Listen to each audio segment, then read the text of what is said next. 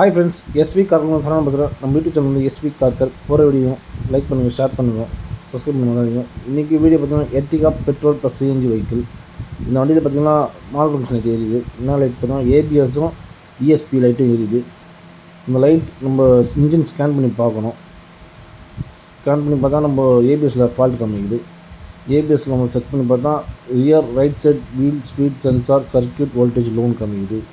C1031 fault கோடு. இது ஆக்சுவலாக பார்த்திங்கன்னா இது என்ன ப்ராப்ளம் பார்த்தோன்னா நம்ம ஒயரிங் செக் பண்ணோம்.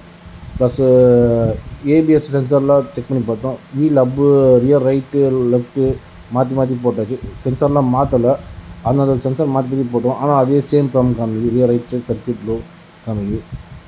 இது எல்லா லைன்லாம் செக் பண்ணி பார்த்தோம்.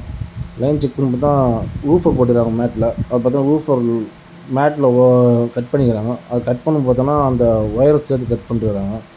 இதுதான் கம்ப்ளைண்ட்டு. ஏன்னா இந்த மாதிரி ப்ராசஸ் பார்த்தீங்கன்னா நம்ம டயக்னோஸ் பண்ண லேட் ஆகும். நீங்கள் ஊஃபர் எக்ஸ்ட்ரா ஃபிட்டிங் அவுட் ஃபிட்டிங்லாம் போடும்போது கொஞ்சம் பார்த்து போடுங்க ஒயரிங் வைக்கும்போது.